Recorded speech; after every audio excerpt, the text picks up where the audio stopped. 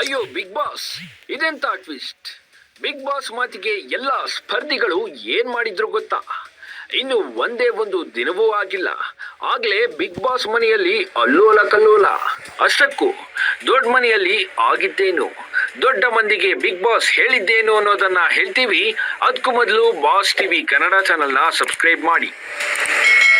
ದೊಡ್ಡ ಮನೆ ಒಳಗೆ ಹೋದ 19 ಜನಕ್ಕೆ ಮೊದಲ ದಿನವೇ ಶಾಕ್ ಆಗಿದೆ. ನಾನು ನಿಮ್ಮನ್ನ ಸ್ವಾಗತ ಮಾಡೋಕೆ ಬಂದಿಲ್ಲ, ನಿಮ್ಮಲ್ಲಿರೋ 19 ಜನರಲ್ಲಿ ಒಬ್ಬರನ್ನ ಮನೆಗೆ ಕಳಿಸಲು ಬಂದಿದ್ದೇನೆ. ಆ ಒಬ್ಬರು ಯಾರು ಅನ್ನೋದನ್ನ ನೀವೇ ಪರಸ್ಪರ ಚರ್ಚೆ ಮಾಡಿ ಹೊರಗೆ ಕಳಿಸಿ ಅಂತಲೇ ಬಿಗ್ ಬಾಸ್ ಹೇಳಿಬಿಟ್ಟಿದ್ದಾರೆ. ಹಾಗಾಗಿಯೇ ಸ್ಪರ್ಧಿಗಳಲ್ಲಿ ಟೆನ್ಷನ್ ಕ್ರಿಯೇಟ್ ಆಗಿದ್ದು, ಮೊದಲ ದಿನವೇ ಮನೆಗೆ ಹೋಗೋದು ಯಾರು ಅನ್ನೋ ಸಸ್ಪೆನ್ಸ್ ಕ್ರಿಯೇಟ್ ಆಗಿದೆ. ಕಳೆದ 11 ಸೀಸನ್ಗಳಲ್ಲಿ ಇಲ್ಲಿವರೆಗೆ ಇಷ್ಟೊಂದು ಜನ ಮನೆ ಒಳಗೆ ಹೋಗಿರಲಿಲ್ಲ.